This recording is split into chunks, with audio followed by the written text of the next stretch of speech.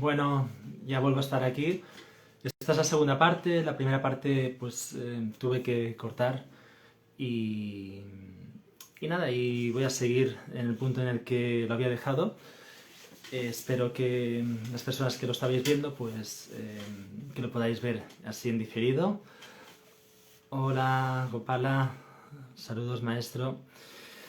Bueno, estábamos hablando. Hola, Sandra. Saludos. Namaste. Estábamos en la cuestión de Guillermo de Ockham. Estaba hablando de la Edad Media, estaba citando pues la filosofía de la Edad Media.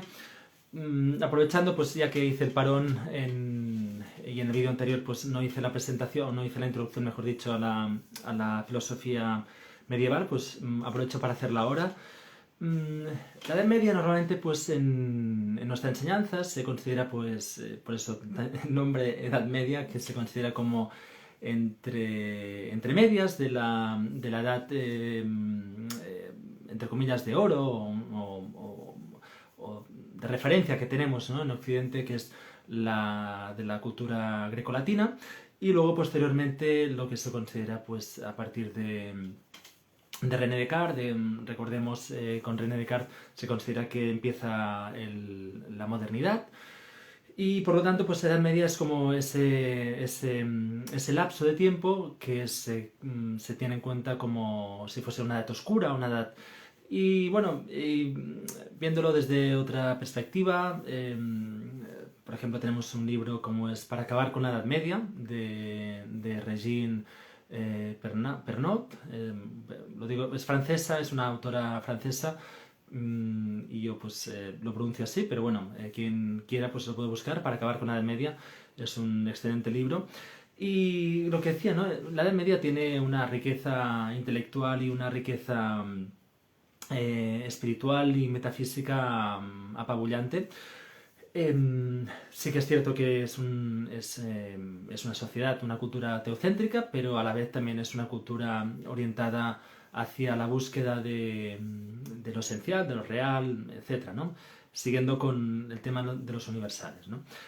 Y a la vez también es un momento en el que aparecen, por ejemplo, pues las órdenes mendicantes. Tengamos en cuenta que a partir de cuando muere San Agustín, ahora no recuerdo si en el 480, o sea, en el siglo V, ¿no?, después de Cristo, desde ese lapso hasta, como digo, pues el Renacimiento, siglo XV-XVI, que empieza a aparecer pues toda la cuestión del Renacimiento, de la ciencia, bueno, etcétera.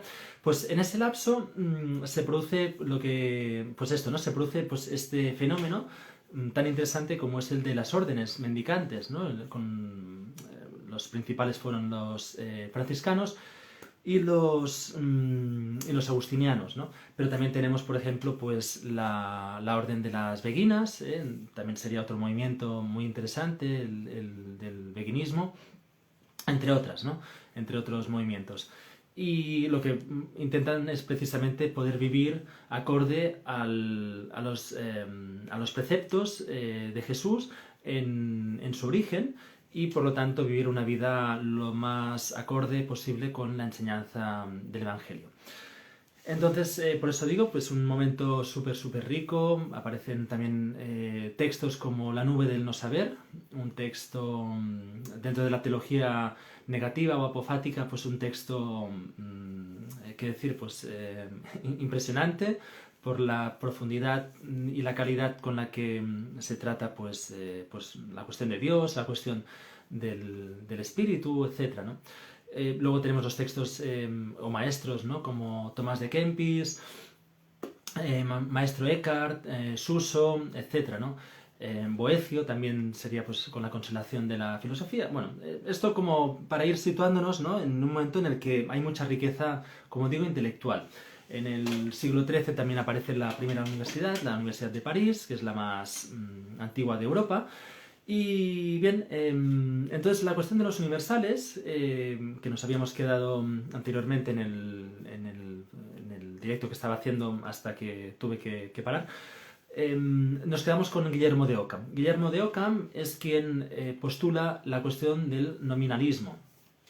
¿vale? Una cuestión, si estábamos hablando pues, de San Agustín y de Santo Tomás como en la corriente más realista o más idealista, dentro de los universales, tenemos por otro lado lo que es Guillermo de Ockham, que considera que las cosas en sí no tienen esencia, ya que es en base al, por eso de aquí el nominalismo, es decir, en base a cómo las nombramos o cómo la relación que establecemos con las cosas, tienen la función o les damos la función que les corresponde sin que tengan, digamos, sin que haya un conocimiento previo o sin que haya una esencialidad previa.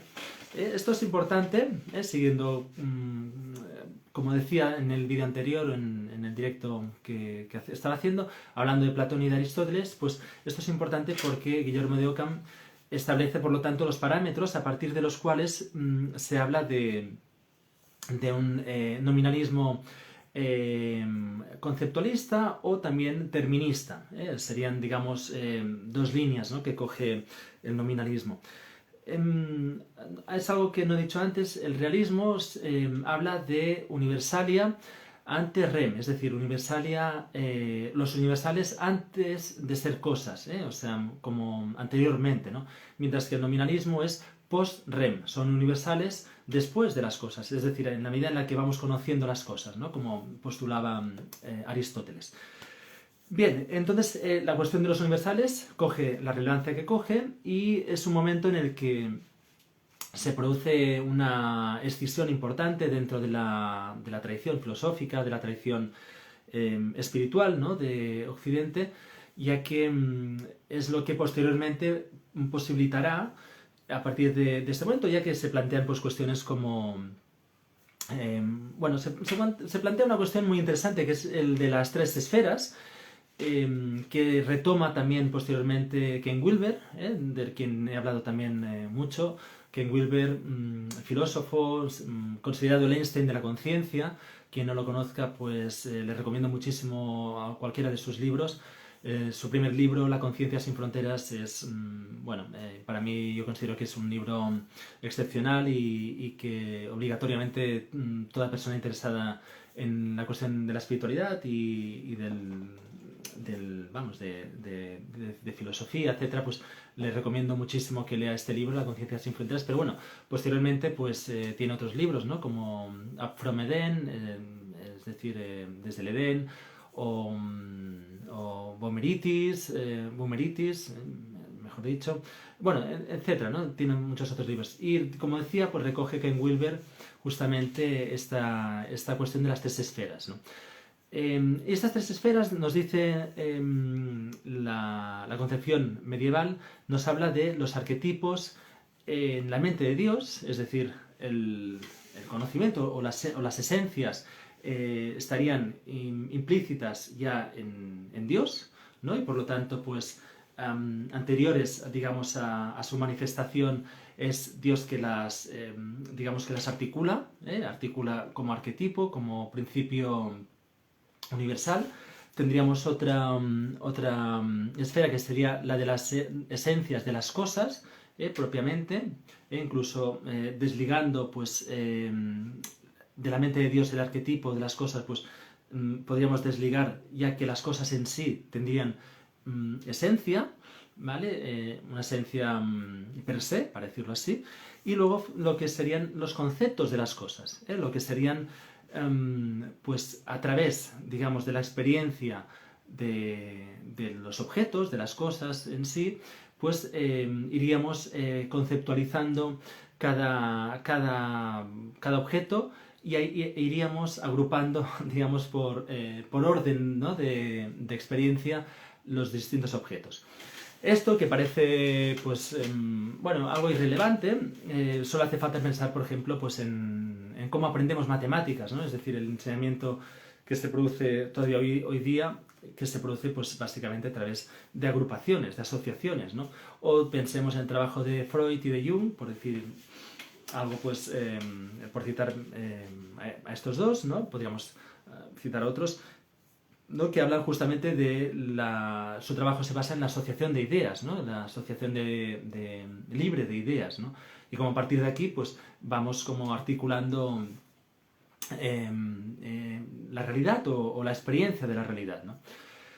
Bueno, luego ya seguiríamos un poco más adelante para no quedarnos pues más rato en la época medieval, ¿no? Ya entraríamos pues como he dicho, pues en René Descartes. Recordemos, René Descartes es quien postula pienso, luego existo, y quien se plantea, a través de un sueño, si no recuerdo mal, en su discurso El método, plantea la cuestión de si está siendo engañado por algún diablillo, pues esto, ¿no? Pues alguien que le esté engañando y que no pueda, digamos, o sea, que lo que conoce no deje de ser una ilusión, ¿no? Y no deje de ser, por lo tanto, un juego perverso, ¿no? de Dios, ¿no? Entonces, a partir de aquí es cuando se postula la duda cartesiana, la duda a partir de la cual nace el individuo moderno o el mundo moderno, ¿no? Esto es muy interesante, ya que justamente el genio de Descartes es que de un plumazo se deshace de toda la tradición anterior y busca o pretende buscar la realidad, el conocimiento, lo verdadero, lo real, por sí mismo, ¿no?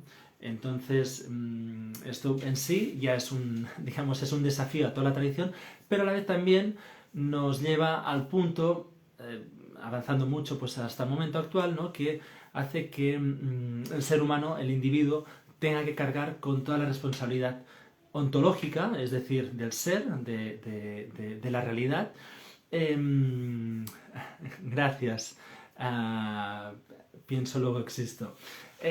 No, pues a partir de la cuestión ontológica, ¿no? Con la que el ser humano se las tiene que haber digamos, ante la inmensidad o ante lo infinito, ¿no? Pensemos, por ejemplo, en Edvard Munch, ¿no? El grito, ¿no? Ese cuadro en el que se ve la cara desfigurada, ¿no? Ante el dolor existencial, ¿no? Pues bien, esto parte con René Descartes, y a partir de René Descartes se produce, digamos, toda una serie una serie de planteamientos revolucionarios o muy distintos a los que habían estado sobre los que se habían estado reflexionando, y ahí vamos entrando ya, pues se va configurando el genio occidental, el genio que muy bien, por ejemplo, Goethe, ¿no? Con su Mefistófeles, con el pacto con el diablo, por ejemplo, ¿no? Pues para querer vivir eternamente, etcétera, etcétera, etcétera, ¿no? Digamos, ante el hecho el hecho cierto de que vamos a que, bueno, quien decía existo, por lo tanto pienso, que sería la contracara de René Descartes. Exacto, exacto. Gracias. Y pues esto, ¿no? Pues, por ejemplo, bueno, también el pacto con el diablo para poder vivir eternamente y poder de esta forma, pues, no morir, vaya, ¿no? O sea, no... Y entonces, como decías, este es el genio de Occidente, ¿no? Si nos vamos fijando, ¿no?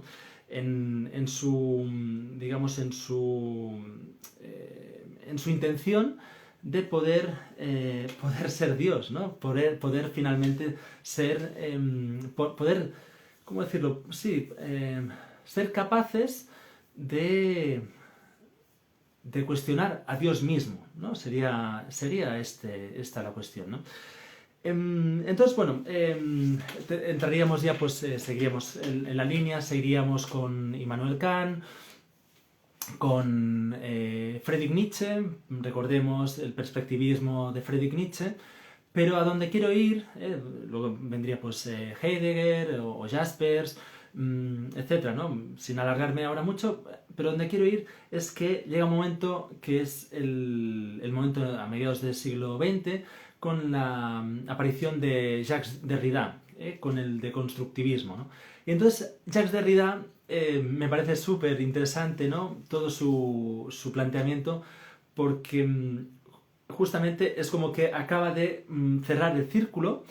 Si partíamos de Platón y de Aristóteles, partimos de de cómo conoce el ser humano, de esto, ¿no? Pues de la esencia de las cosas, hacia dónde vamos, de dónde venimos, etcétera, pues Jacques Derrida llega a un punto en el que empieza a plantear tiene, por ejemplo, pues un libro sobre las cosas, ¿no? La relación que establecemos con las cosas y cómo esta relación se establece en base pues, a los múltiples factores o condicionantes que hacen que tengamos una visión de la realidad siempre, digamos, de segunda mano, ¿no? Para decirlo así. O sea, es como que la experiencia directa, la experiencia, por ejemplo, que en un estado meditativo, ¿no? Pues buscamos, que es poder percibir la realidad tal como es, sin filtros, sin condicionantes, etcétera, ¿no? Pues Jacques Derrida, pues justamente nos plantea esto, ¿no? Nos plantea el hecho de que estamos conociendo, pero lo que conocemos,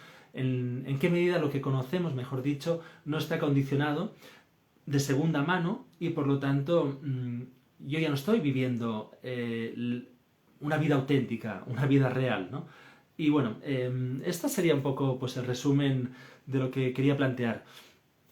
Hay, bueno, como dije, porque esta para las personas que os estáis conectando ahora, este es el segundo directo, el primer directo lo tuve que cortar y este es el segundo directo. Y como dije pues en el directo anterior, pues bueno, son cuestiones son directos, mejor dicho, que me apetecen hacer simplemente por el hecho de compartir y de reflexionar en voz alta y siempre es un placer para mí también que hagáis comentarios o cualquier o que hagáis aportes, lo cual es enriquecedor. Y bueno, esto es básicamente lo que os quería exponer y quería compartir. Así que bueno, deseo que haya sido de vuestro interés y que... ah, ajá, exacto, qué bueno. Gracias, Senti Sapiens.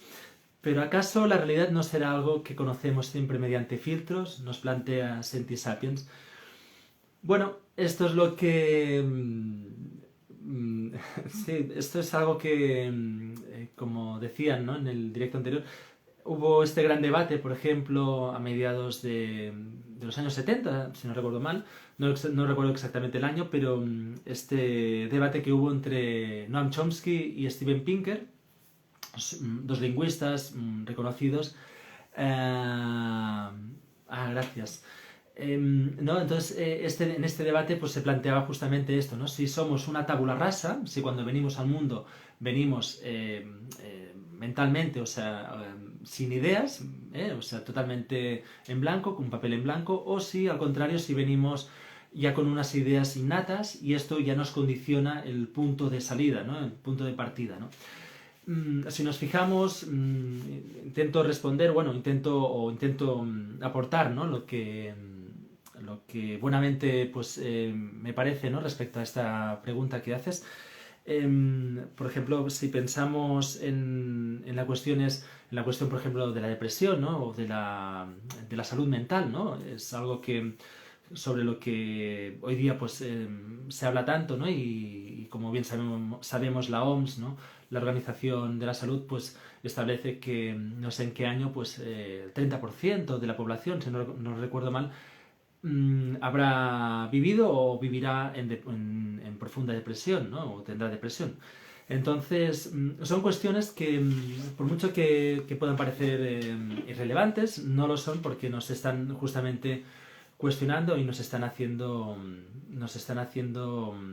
darnos cuenta, ¿no? de la vida que estamos viviendo, el sentido de lo que estamos viviendo, ¿no? Y como decía, pues esto es interesante saber si vivimos mediante filtros siempre, o sea, desde que nacemos o no, ya que de alguna forma, en la medida en la que podamos dar respuesta o nos vayamos